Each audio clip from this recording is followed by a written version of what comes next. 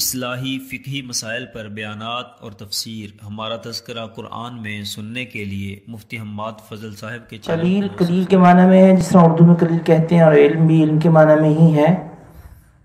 یسألونک عن الروح، وہ آپ سے سوال کرتے ہیں روح کے بارے میں۔ قل الروح من امر ربی، آپ کہہ دیجئے روح میرے رب کے حکم سے ہے۔ وما اوتیتم من العلم الا قلیلا، اور تم کو بہت تھوڑا ہی علم دیا گیا ہے۔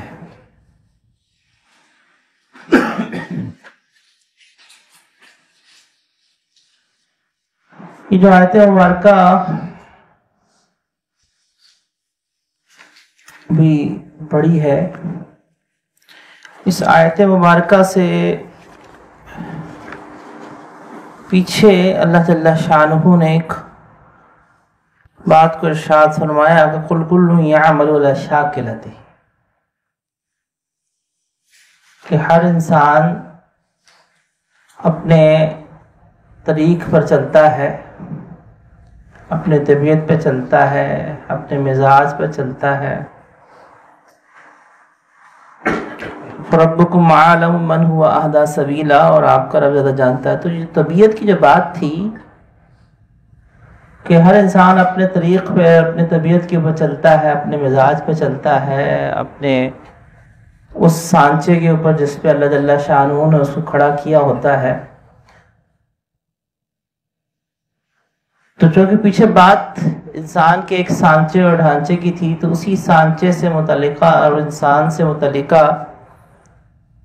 ایک اہم سوال کہ انسان کے اندر یہ روح کیا ہے،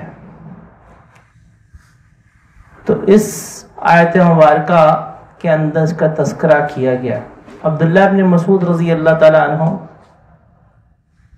سے روایت ہے کہ وہ فرماتے ہیں کہ آپ علیہ الصلوۃ تسلیمات کے ہاتھ میں ایک کھجور کی شاخ تھی سوکھی ہوئی،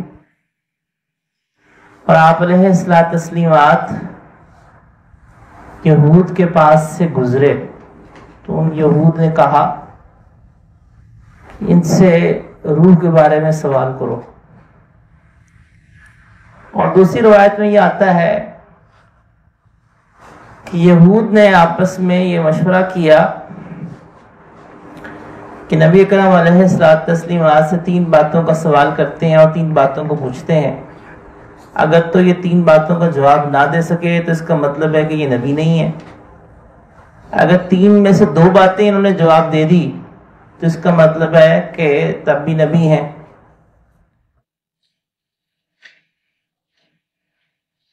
چنانچہ انہوں نے 3 جو سوال کیے، وہ 3 سوال کیا تھے؟ ایک سوال تو یہ کیا کہ وہ کون تھے جو مشرق تک بھی گئے اور مغرب تک بھی گئے۔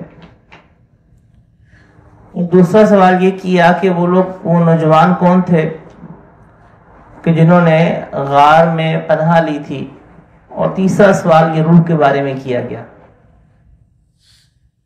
سورہ کہف کے اندر اللہ جل شانہ نے بقیہ 2 سوالوں کا جواب دیا، اصحاب کہف اور ذوالقرنین، اور سورہ بنی اسرائیل کے اندر اس تیسرے سوال کا جواب۔ شروع میں نے عرض کیا تھا کہ بنی اسرائیل اور سورہ کہف ان کے آپس میں مضامین کا ایک ربط ہے۔ قرآن کریم کی بعض صورتیں ایسی ہیں کہ بالکل جڑواں ایک پیئر کی شکل میں ہیں کہ ان کے مضامین بھی آپس میں بہت ایک مماثلت رکھتے ہیں، اور گویا کہ دونوں صورتیں ایک دوسرے کو ڈسکرائب کر رہی ہوتی ہیں، جیسے سورہ فلق، سورہ ناس، سورہ والضحیٰ، سورہ علم نشرح۔ اسی طرح سے سورہ بقرہ اور سورہ آل عمران۔ سورہ بقرہ کے اندر بنی اسرائیل کو خطاب ہے، تو سورہ آل عمران میں نصارہ کو خطاب ہے۔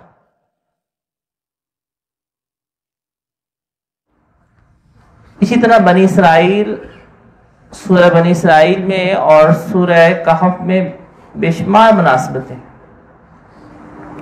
تو ایک سوال کا جواب یہاں یسألونک عن الروح سے یہاں سے دیا ہے، اور دوسرے 2 سوالوں کا جواب سورہ کہف میں.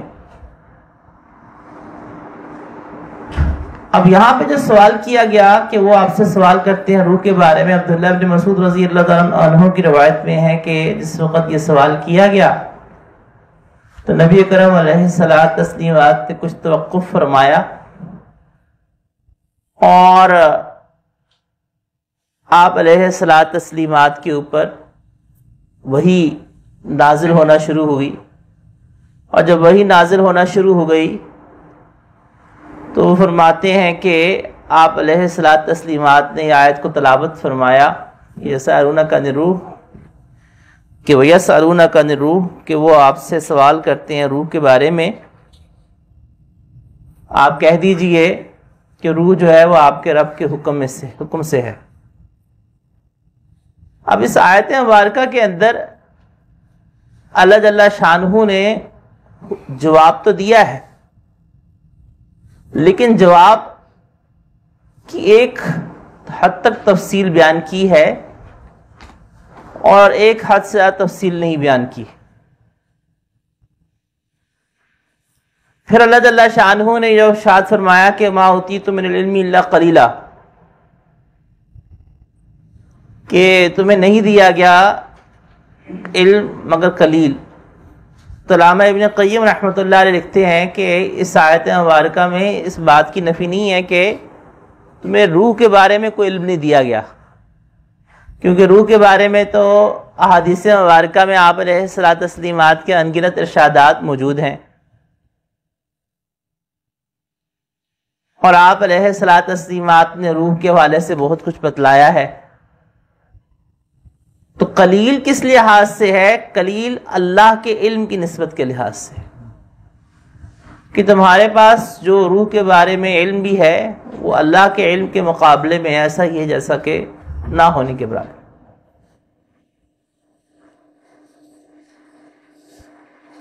تو اس آیت مبارکہ میں یہ روح کا سوال کیا گیا ہے، تو یہاں اب سوال پیدا ہوتا ہے کہ یہ روح کا سوال سے مراد کون سی روح ہے؟ کیونکہ قرآن کریم کے اندر روح بول کر وحی بھی مراد لیا گیا ہے، روحا من امرنا. وہاں پہ روح جو ہے وحی کے معنی میں ہے. روح بول کر جو ہے وہ جبرائیل امین کو ہی مراد لیا گیا ہے، لیکن جہاں کہیں وہ آیات ہیں یوم یقوم الروح والملائکۃ، وہ دن جس دن روح اور ملائکہ کھڑے ہوں گے، تو وہاں پہ روح سے مراد جبرائیل امین ہے. اگرچہ دیگر اقوال بھی ہیں کہ اس سے خاص فرشتہ مراد ہے، لیکن راجح یہی ہے کہ مراد جبرائیل امین ہے. اور دوسری آیات میں جبرائیل امین کے لیے روح القدس کی صفت بھی استعمال کی گئی ہے. تو روح سے جبرائیل امین کو بھی مراد لیا گیا ہے.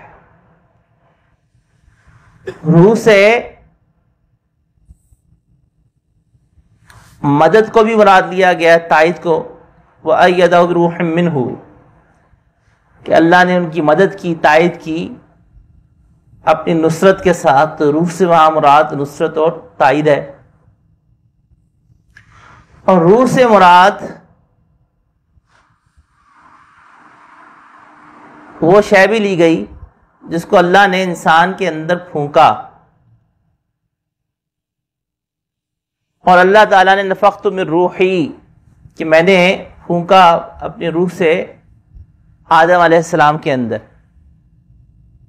تو جو روح ہے یہاں اس آیت مبارکہ میں، اس سے مراد یہ وہی روح ہے کہ جو اللہ نے آدم علیہ السلام میں پھونکی. تو اس روح کے بارے میں سوال کیا گیا تھا کہ یہ روح کیا ہے.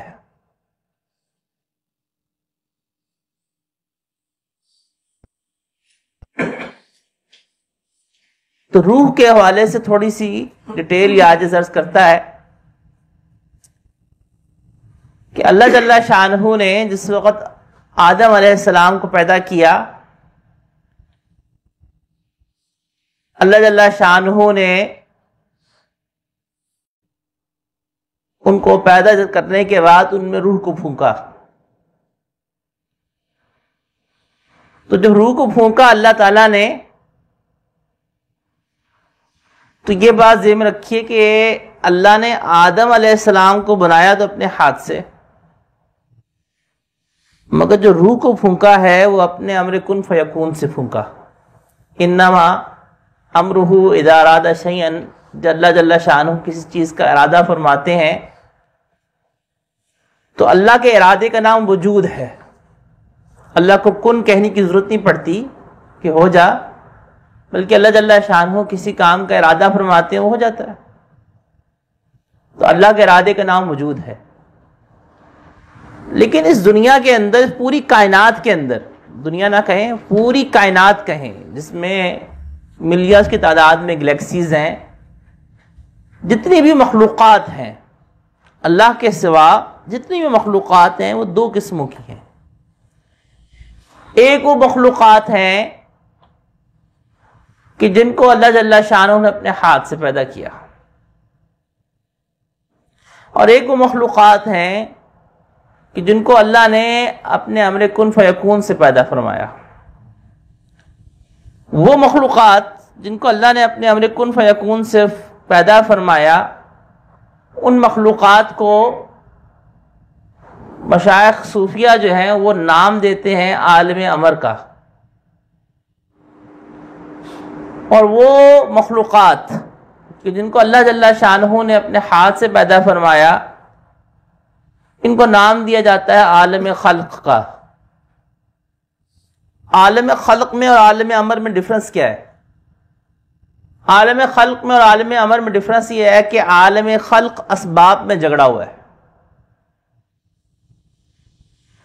یہی وجہ ہے کہ اللہ جل شانہ نے زمین اور آسمان کو 6 دن اور 6 رات میں پیدا فرمایا. تو اللہ کی قدرت کامل ہے، اللہ کو 6 دن اور 6 رات کی ضرورت نہیں تھی. اگر اللہ جل شانہ چاہتے تو امر کن سے اس پوری کائنات کو وجود عطا فرما دیتے، 6 دن اور 6 رات کی تاخیر بھی نہیں لگنی تھی. لیکن اللہ جل شانہ نے 6 دن اور 6 رات میں کیوں پیدا فرمایا؟ ایک طالب علمانہ سوال ذہن میں پیدا ہوتا ہے کہ اللہ آپ کے ارادے کا نام وجود ہے، آپ کی قدرت کامل، اکمل، مکمل، آپ ہر عیب سے بری، تو اللہ آپ کو 6 دن اور 6 رات کی کیا ضرورت؟ تو اس کا جواب یہ ہے کہ اللہ جل شانہ کی اس میں حکمت یہ تھی کہ یہ جو دنیا ہے اور یہ جو ہمارے سامنے گلیکسیز ہیں، جو میٹر کی فارم ہے، جتنی بھی نظر میں آ رہی ہے، جس کو اللہ نے پیدا فرمایا، یہ سب عالم خلق کی چیزیں ہیں. اور عالم خلق کو اللہ نے ہی جکڑا ہوا ہے اسباب کے ساتھ. اللہ نے چونکہ ان عالم خلق کو اسباب کے ساتھ جکڑنا تھا، اسباب کی زنجیروں میں رہنے دینا تھا، اس لیے اللہ نے اس کو اپنے دست قدرت سے، اپنے ہاتھ سے اللہ نے پیدا فرمایا ہے. اگر اللہ جل شانہ اس کائنات کو اپنے امر کن سے پیدا فرماتے تو پھر یہاں پہ اسباب میں یہ نہ جکڑا ہوتا. میں ایک مثال آپ کو سمجھاتا ہوں، دیکھیں. اس دنیا کے اندر بچہ پیدا ہوتا ہے، چھوٹا ہوتا ہے، پھر بڑا ہوتا ہے، پھر اور بڑا ہوتا ہے، پھر اور بڑا ہوتا ہے، آہستہ آہستہ بڑا ہوتا ہے، جوانی میں آتا ہے، بڑھاپے میں جاتا ہے. بیج انسان ڈالتا ہے، کومپل نکلتی ہے، پودے میں بنتی ہے. سب میں تدریج ہے. کیوں تدریج ہے؟ کیونکہ زمین آسمان کو اللہ نے 6 دن میں پیدا کیا ہے. لیکن وہ چیزیں جن میں اللہ نے اپنے امر کن سے، ان میں تدریج نہیں ہے، وہ بغیر اسباب کے. روح عالم امر کی چیز ہے، عالم خلق کی چیز نہیں. اس لیے اللہ نے کہا قل الروح من امر ربی. تو اللہ نے جب روح کو پیدا فرمایا ہے اور روح عالم امر کی چیز ہے، انسان کا جسم عالم خلق ہے، روح عالم امر کی چیز ہے، اسی لیے روح ڈلتی ہے تو زندگی ہے، اور روح نکلتی ہے تو 1 سیکنڈ سے بھی کم عرصے کے اندر روح نکل گئی۔ اس کو نکلنے کے لیے، اس کو ٹریولنگ کے لیے روح کو اسباب نہیں چاہیے۔ یہی وجہ ہے ہم لوگ سوتے ہیں خواب میں، ہماری روح ہماری یوں آنکھ لگی اور ہماری روح نے ٹریولنگ شروع کر دی، عالم مثال میں پہنچ گئی اور خواب میں دیکھنا شروع ہو گئی۔ جسم تو ہمارے ادھر ہی تھا، لیکن روح نے چند سیکنڈ لگائے۔ تو جو روح کی پرواز ہے اور روح کی جو موومنٹس ہیں وہ سب عالم امر کی ہیں، وہ اسباب کی محتاج نہیں ہیں، وہ اسباب کے دائرہ کار میں بھی نہیں جکڑی ہوئی۔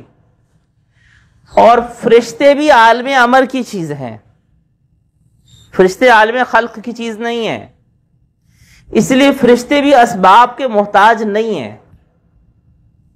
ممکن ہے کہ ایک فرشتہ 1 سیکنڈ میں یہاں پہ ہو، اور ممکن ہے کہ وہ کائنات کے اگلے سیکنڈ میں اگلے دوسرے جگہ پہ ہو، وہ اسباب کا محتاج ہی نہیں ہے۔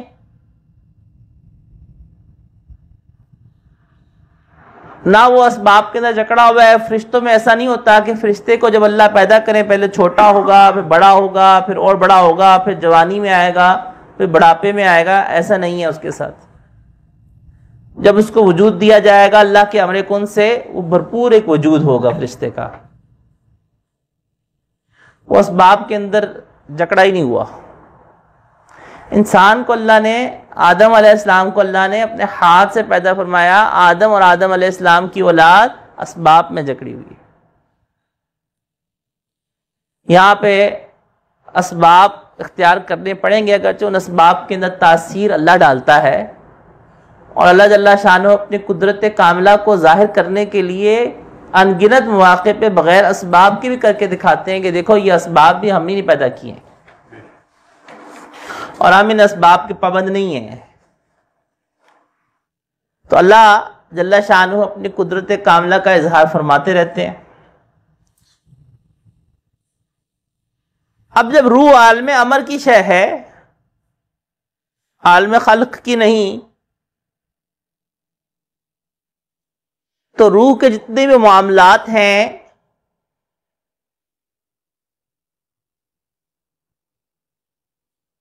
ان کا تعلق بھی عالم امر سے ہی ہے۔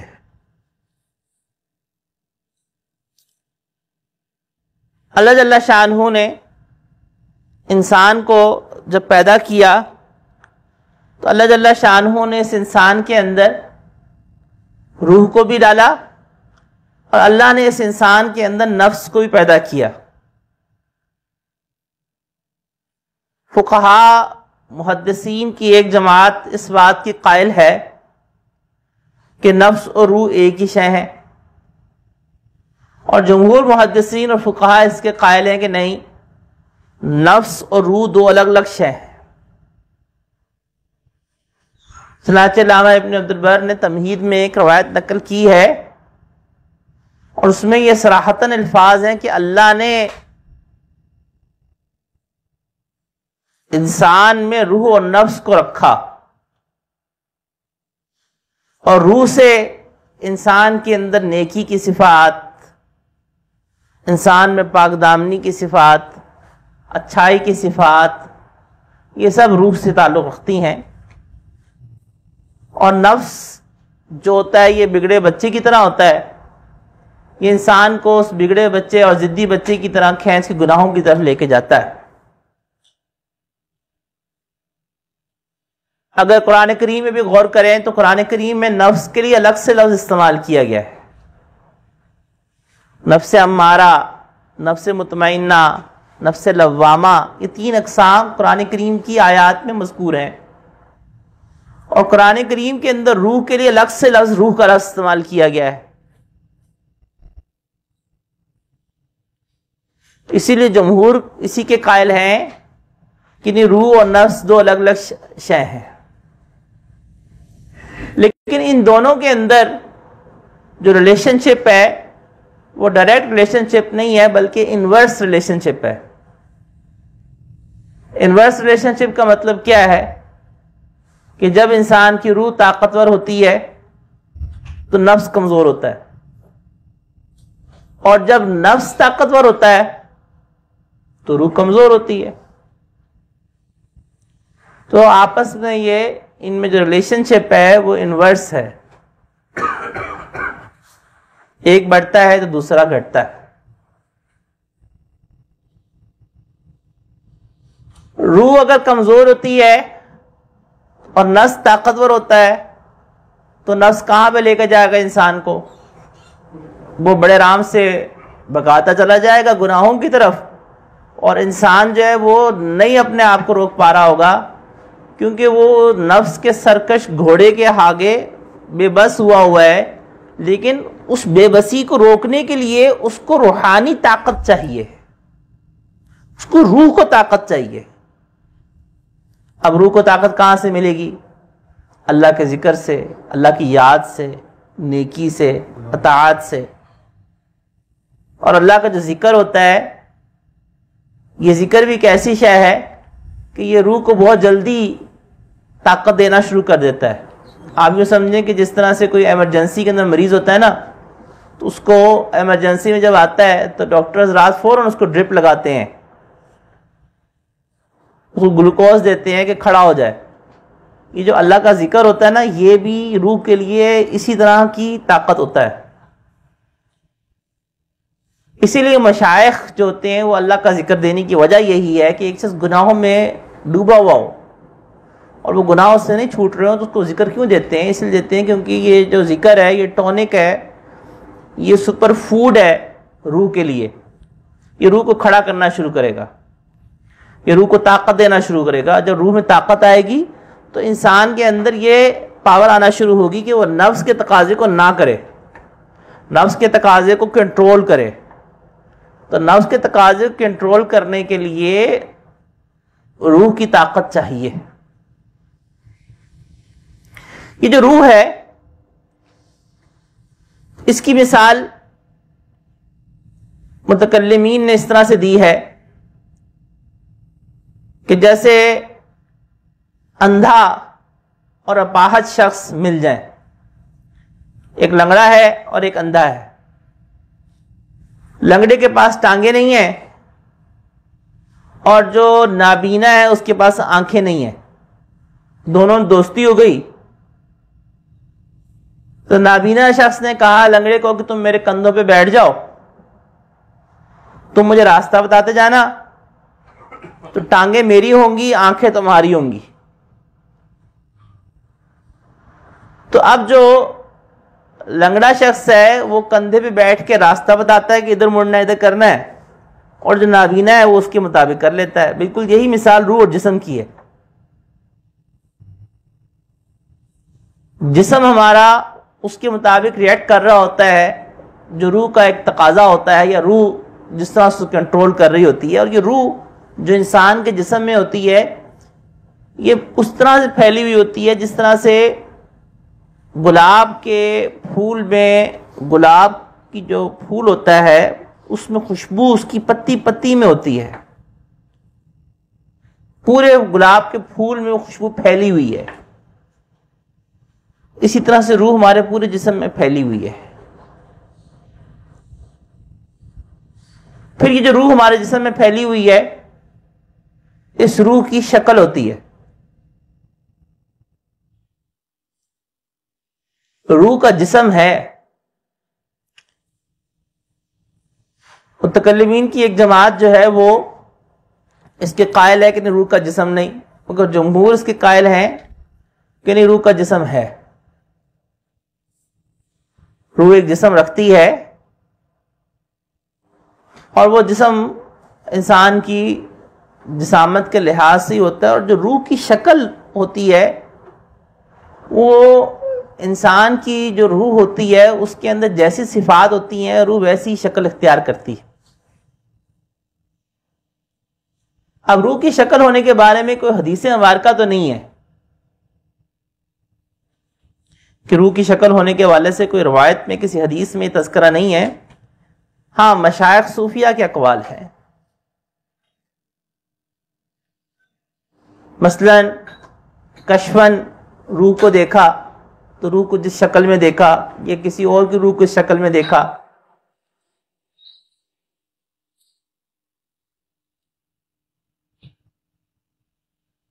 تو یہ شکل جو ہوتی ہے روح کی وہ انسان کی نیکی کے لحاظ سے اور بدی کے لحاظ سے ہوتی ہے. مثلا کسی شخص کے اندر حرص و لالچ بہت ہے تو جو اس کی روح ہوتی ہے وہ اس حرص و لالچ کی وجہ سے اس میں کتے کی شباہت آ جاتی ہے کیونکہ کتے میں حرص بہت ہے. اور اسی طرح سے جو بھی وصف ہوگا برائی کا روح کی مناسبت اس سے ہونا شروع ہو جاتی ہے. لیکن جیسے میں نے عرض کیا کہ یہ ایسا امر ہے کہ حدیث میں ذکر نہیں ہے. تو ہو بھی سکتی ہے شکل کیونکہ یہ ایسا کشف ایک ہے جو کہ شریعت سے کوئی متصادم نہیں ہے.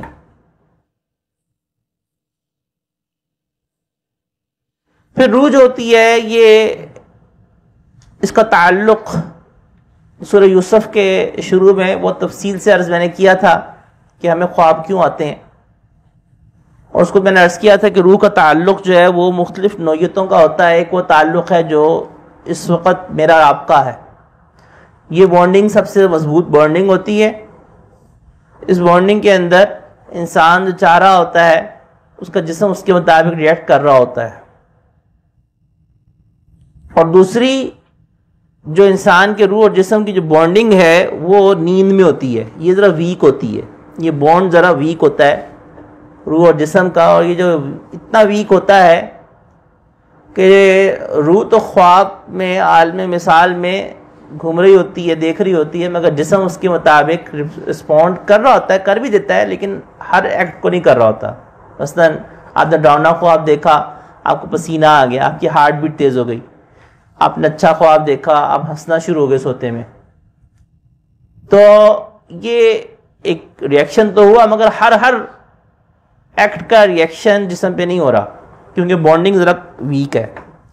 اور جس وقت موت واقع ہوتی ہے تو روح جسم سے نکال لی جاتی ہے. جب روح جسم سے نکال لی جاتی ہے تو موت اس چیز کا نام ہے کہ روح اور جسم کا تعلق ختم ہو جائے. اس کا نام موت ہے. اور زندگی اس چیز کا نام ہے کہ روح اور جسم کا تعلق قائم ہو. بچہ جب 120 دن کا ہوتا ہے تو اس کے اندر روح کو ڈالا جاتا ہے. اس سے پہلے اس کے اندر روح کو نہیں ڈالا جاتا. اگرچہ after 2 to 3 weeks we can listen his or her heartbeat. لیکن جو listening of heartbeat ہے it's not the symbol of life. یہ زندگی کی علامت نہیں ہے. اگر ایک شخص وینٹیلیٹر پہ ہے اور آپ نے اس کو ہارٹ بیٹ اس کا چلایا ہوا ہے تو اور روح اس کی نکل جائے ایک مردہ ہے اس کو آپ مشین لگا دیں ہارٹ بیٹ تو شروع ہو جائے گی اس کی پمپنگ تو شروع ہو جائے گی.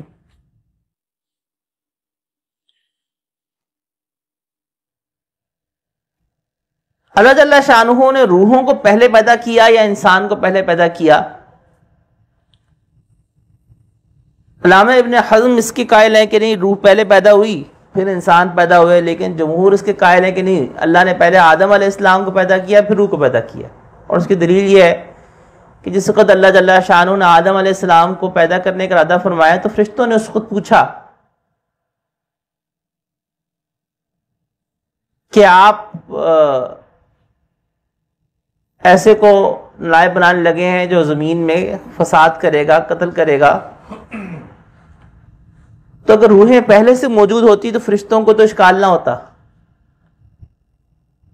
ہاں جب اللہ جل شانہ نے آدم علیہ السلام کی روح کو پیدا کیا اور روح میں ڈالی تو حدیث مبارکہ کے اندر ایک روایت میں یہ مفہوم آتا ہے کہ اللہ جل شانہ نے آدم علیہ السلام کی پشت سے قیامت تک آنے والے سارے انسانوں کو نکالا. اور وہ سارے انسان جو تھے ان کو چھوٹی چھوٹی چھوٹی چونٹیوں کی شکل میں نظر آئے. ان میں سے بعض روشن تھے، بعض سیاہ تھیں. تو آدم علیہ السلام نے پوچھا اللہ سے کہ اللہ یہ روشن اور سیاہ کیوں ہے؟ تو فرمایا کہ جو روشن ہے وہ ہیں جو نیک بخت ہیں، آخرت کے امتحان میں کامیاب ہو جائیں گے، اور وہ جو آخرت کے امتحان میں ناکام ہو جائیں گے وہ آپ کو سیاہ کی شکل میں نظر آ رہے ہیں. تو اللہ کو تو پتہ ہے کہ کس نے کس وقت کیا کہاں جانا ہے، لیکن اللہ کی اس کی وجہ سے ہم مجبور نہیں ہوئے. اللہ نے ہمیں اختیار دیا انسان کو نیکی کا اور بدی کا، کہ وہ جس مرضی راستے کو چننا چاہتا ہے، اور اسی کے اوپر ثواب ہے، اسی کے اوپر عقاب ہے، سزا ہے. ہاں اللہ جل شانہ نے جس وقت آدم علیہ السلام کو پیدا کر دیا، تو پھر پیدا کرنے کے بعد اب جو روحیں ہیں قیامت تک آنے والی، وہ سب روحوں کو اللہ جل شانہ نے عالم ارواح میں رکھا. وہ جو روحیں عالم ارواح میں ہیں اس کی دلیل کیا ہے؟ اس کی دلیل یہ ہے کہ جس وقت اللہ جل شانہ نے حضرت ابراہیم علیہ السلام کو حکم دیا کہ اذن فی الناس، کہ آپ لوگوں کو اذن دے دیجئے یاتو کا رجالا، کہ وہ اس گھر میں پیدل آئیں، سواری پہ دور دراز سے آئیں. تو حضرت ابراہیم علیہ السلام نے کہا کہ اللہ میں کیسے آواز دوں اور کس طرح تک لوگوں پہنچے گی؟ اور روایت میں حدیث میں آتا ہے کہ جس وقت حضرت ابراہیم علیہ السلام نے اللہ کے اذن کے اوپر آواز لگائی حج کی، تو قیامت تک آنے والے ہر انسان نے اس آواز کو سنا. تو جو سنا وہ روحوں نے سنا، اور جو روحوں نے سنا تو ان روحوں میں سے جس نے لبیک کہا اس جواب کے اوپر تو اللہ جل شانہ اس کو حاضری کی توفیق دے دیتے ہیں. مفہوم روایت کا. اسی طرح ایک اور روایت کے اندر آتا ہے کہ دنیا کے اندر ہم بعض انسانوں سے ملتے ہیں تو ہمیں مانوسیت محسوس ہوتی ہے، حالانکہ آپ ان سے پہلے ملے نہیں ہوتے. آپ کو یوں لگتا ہے کہ یار آپ کو پہلے کہیں دیکھا ہے، حالانکہ آپ کی پہلے ملاقات نہیں ہوئی ہوتی. وہ کہتے ہیں پہلی دفعہ ملاقات ہو رہی ہے. تو یہ ایسا کیوں ہوتا ہے؟ اس کی وجہ حدیث مبارکہ میں یہ بیان کی کہ بعض جب روحیں عالم ارواح میں تھیں تو بعض روحیں سے مانوس ہو چکی ہوتی ہیں. اب وہ جو روحیں عالم ارواح میں تھی ایک دوسرے سے انسیت ہو چکی ہوئی تھی، اس انسیت کی وجہ سے یہاں دیکھا تو پہچان لگے. اس کی وجہ یہ ہے.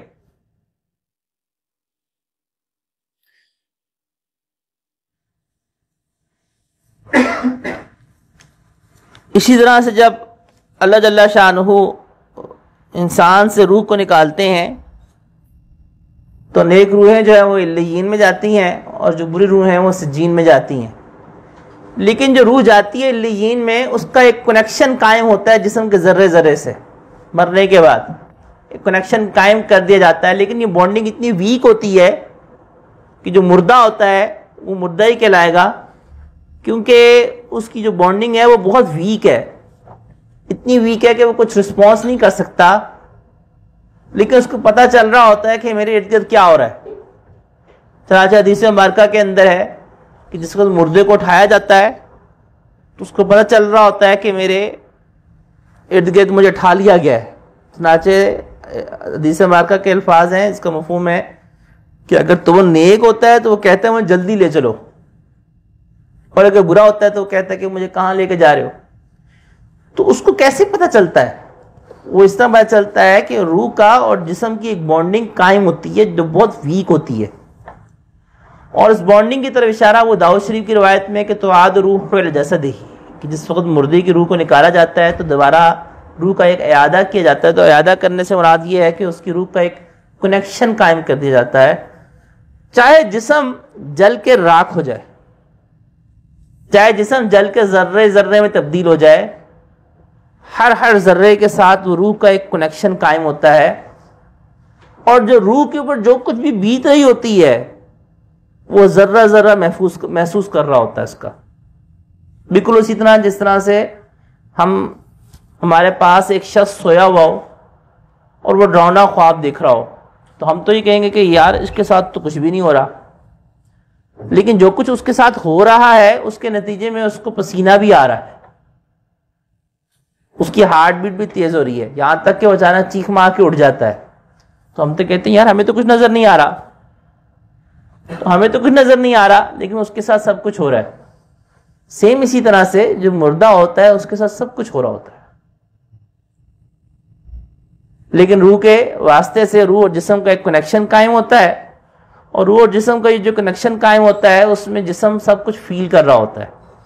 اور اللہ جل شانہ بسا اوقات اس چیز کو دنیا کے اندر دکھلا دیتے ہیں. کتنی قبر کے ایسے واقعات ہیں کہ جن میں اس عذاب کو جو کہ روح کے واسطے سے ہو رہا تھا اور جسم کے ساتھ روح کا ایک تعلق تھا، جسم پہ اس کا اثر ظاہر ہو گیا. قبر سے سام بچھو نکل آنا، آنکھوں کا ٹیڑھا ہو جانا، اتنے واقعات ہیں، ہزاروں کی تعداد میں واقعات ہیں.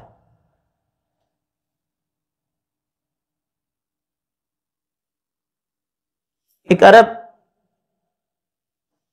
امیر زادہ، اس میں بہت ساری بکس لکھی گئی ہیں اس قسم کے واقعات کی کلیکشن کے اوپر. مثلا عمان کے اندر ایک عرب امیر زادہ تھا، جوان تھا اور بگڑی ہوئی جوانی تھی، اور اسی عیاشی کے اندر شراب پیتے ہوئے گاڑی چلا رہا تھا، ایکسیڈنٹ ہوا، انتقال کر گیا. دفنایا تو دفناتے وقت خیال نہیں رہا، انگوٹھی جو اس نے ہاتھ میں پہنی ہوئی تھی وہ اس نے ساتھ ہی چلی گئی. تو ابھی سلیبس رکھی ہی تھی اوپر اور مٹی ڈالنا ہی شروع ہوئے تھے، تو کسی کو خیال آیا کہ وہ انگوٹھی رہ گئی اندر. تو ابھی جیسے ہی مٹی تازہ ڈالی ہوئی تھی، تھوڑی ڈالی ہوئی تھی، انہوں نے کہا ہٹا لو، لیکن جب جیسے ہی اندر سلیبیں ہٹائی تو سب لوگ دیکھ کے حیران رہ گئے کہ اس کا جو چہرہ تھا وہ اس قدر بگڑ گیا ہوا تھا کہ اس کی دونوں آنکھیں پھیل کے دو کناروں میں جا چکی ہوئی تھی، اور منہ اس طرح سے کھلا ہوا تھا کہ جیسے کوئی بہت زور سے چیخ ماری ہو کسی نے، حالانکہ غسل دیتے وقت تو نہیں تھا. اب یہ چینج کیسے آئی، کیوں آئی؟ ظاہری بات ہے کہ یہ ایک جسم کے اوپر اثر ہوا، جو روح اور جسم کا تعلق قائم تھا. اور اس کے برعکس بھی کئی واقعات ہیں.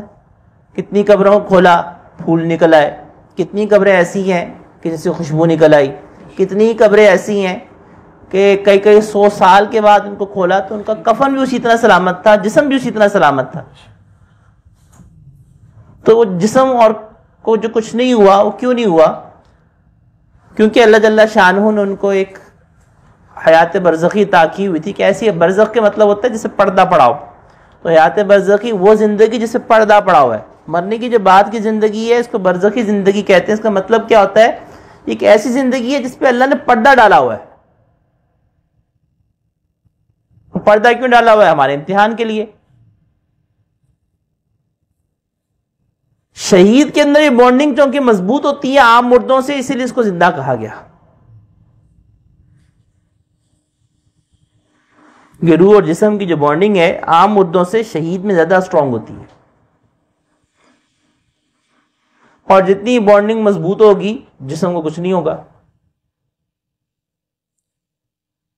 انبیاء کرام علیہ السلام میں دنیا سے پردہ فرمانے کے بعد یہ بانڈنگ سب سے مضبوط ہوتی ہے.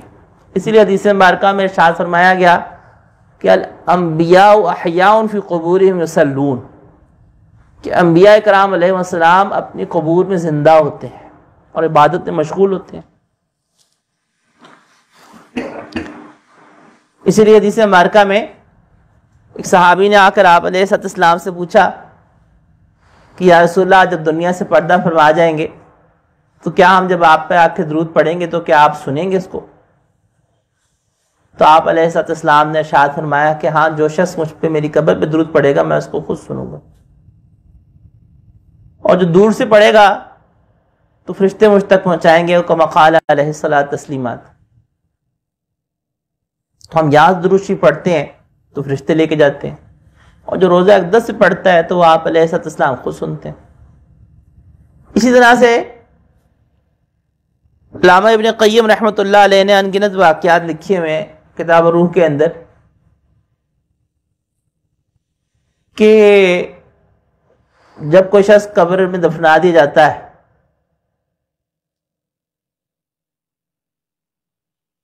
تو جو لوگ اس سے ملنے کے لیے آتے ہیں تو مردہ اس کو دیکھتا ہے. تو مردہ کیسے دیکھ لیتا ہے؟ وہ اسی کنیکشن کی وجہ سے.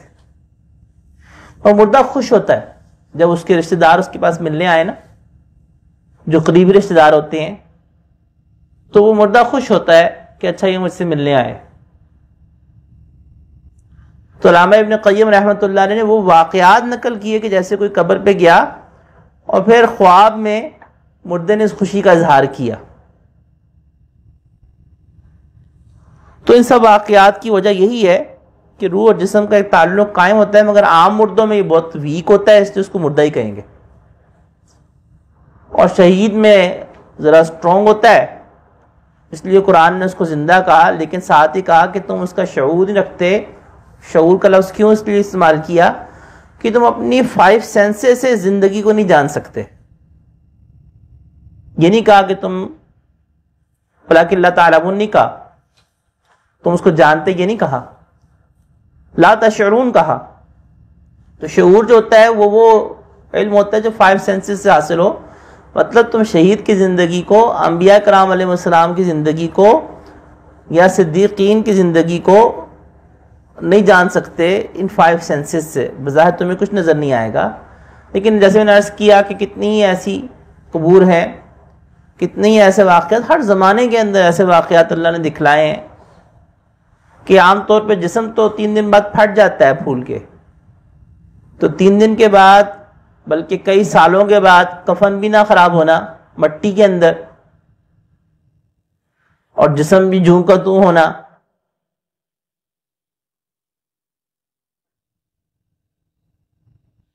البتہ کسی کا اگر جسم ہمیں نہیں نظر آیا، ہڈیاں بن گئی، تو اس کا یہ مطلب نہیں کہ یہ اس کی بخشش نہیں ہوئی، یہ مطلب نہیں. جسم کا باقی رہنا یہ صدیقیت کا مقام ہے. شہداء، صدیقین، انبیاء، اللہ تعالیٰ نے یہ 3 کامیاب گروہ ذکر فرمائے ہیں کہ جن پہ اللہ نے انعام کیا. تو شہید یہ اپر گریڈ ہے نا، جس طرح ہمارے دنیا کے اندر بیوروکریسی میں گریڈز ہوتے ہیں نا، 22واں گریڈ ہوتا ہے، 21واں گریڈ ہوتا ہے. تو آپ یہ سمجھے شہید جو ہے وہ روحانی لحاظ سے یہ اپر گریڈ ہے نا.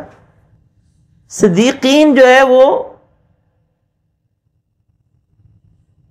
کون لوگ ہیں جو دنیا کے اندر نیکی تقوی کی زندگی بسر کرتے رہے، تو وہ مقام صدیقین ہے، صدیقیت ہے. تو شہداء، صدیقین اور مقام نبوت تو ظاہری بات ہے وہ تو صرف انبیاء کرام علیہ السلام کے ساتھ خاص ہے. تو جس کو جسم نہیں ہوا تو یا تو وہ شہید ہے، شہید حکمی بھی ہو سکتا ہے نا، ضروری تو نہیں کہ شہید حقیقی ہو. کئی لوگ ایسے ہوتے ہیں جو حکمن شہید ہوتے ہیں، یعنی میدان جہاد میں تو نہیں فوت ہوئے لیکن وہ شہید کے حکم میں ہوتے ہیں. مثلا کسی کو موت آئے باوضو ہونے کی حالت میں تو حدیث مبارکہ فرمایا گیا کہ یہ قیامت کے دن شہداء میں ہوگا. کسی شخص کو علم حاصل کرنے کے درمیان میں موت آ گئی، وہ اپنے گھر سے نکلا ہوا تھا علم حاصل کرنے کے لیے اور اس کو موت آ گئی، تو وہ حکمن شہید ہے، کیونکہ فی سبیل اللہ اس کو حدیث میں کہا گیا. حاجی یہ فی سبیل اللہ ہوتا ہے. حکمن شہداء کے یعنی حکمن شہید ہے حج یا عمرہ کرنے والا، جس کو وہاں پہ موت آ جائے حالت احرام میں، وہ حکمن شہید ہے. اسی طرح پیٹ کی بیماری سے فوت ہونے والا، طاعون سے مرنے والا، اس کو حکمن شہید کہا گیا ہے. اسی طرح سے وہ خاتون جو ڈلیوری کی وجہ سے فوت ہو جائے وہ بھی حکمن شہید ہے. کوئی شخص اپنے مال کا ڈاکو آ گئے، ڈاکوؤں نے حملہ کیا اور یہ شخص ڈاکوؤں سے الجھ گیا اور ڈاکوؤں نے مار دیا، تو من قتل دون مالہ فہو شہید، حدیث میں کہا گیا کہ جو شخص اپنے مال کو بچاتے ہوئے ڈاکوؤں کے ہاتھوں مارا گیا، وہ شہید، وہ شہید ہے۔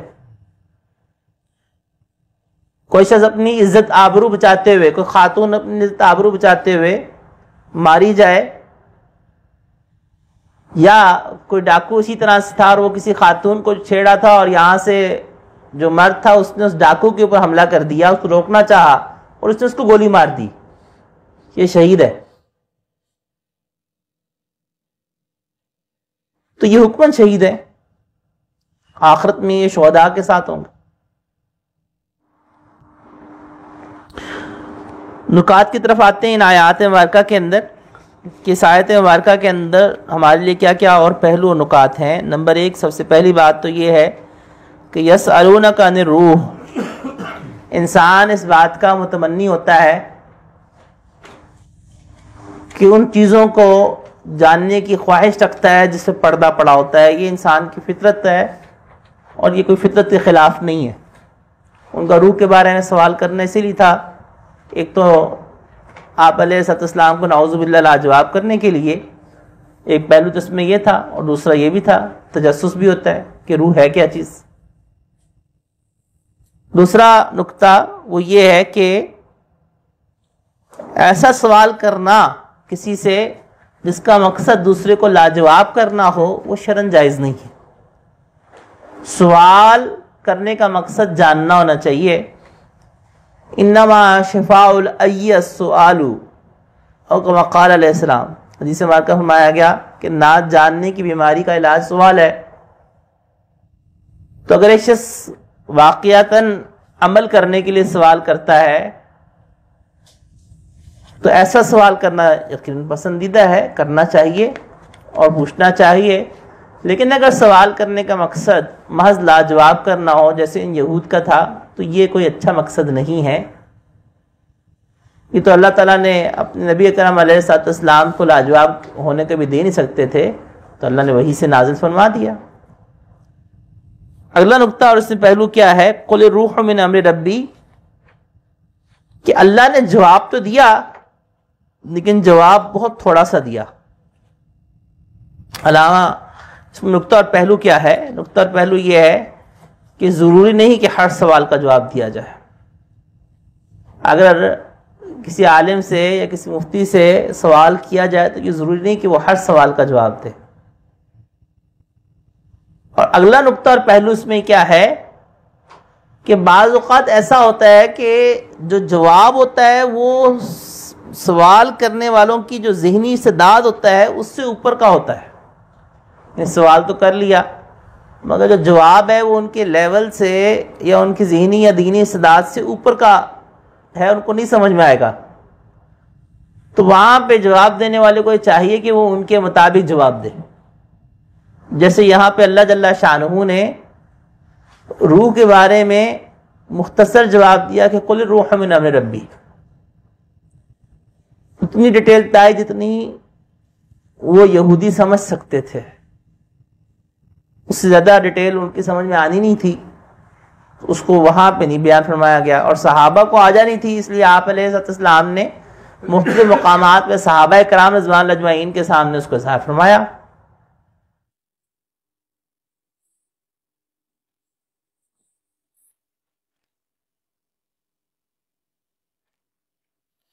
وَمَا أُوتِيتُم مِّنَ الْعِلْمِ إِلَّا قَلِيلًا، انسان کے پاس جتنا بھی علم ہے وہ قلیل ہی ہے اللہ کے علم کے مقابلے میں، بلکہ ایسا ہی ہے جیسا کہ نہ ہونا۔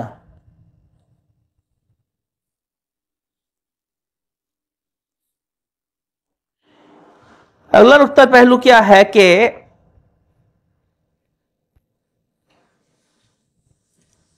روح کی ساری ڈیٹیل سے ہمارے کرنے والی جو چیز ہے وہ کیا ہے؟ اپنے روح پہ محنت کرنا،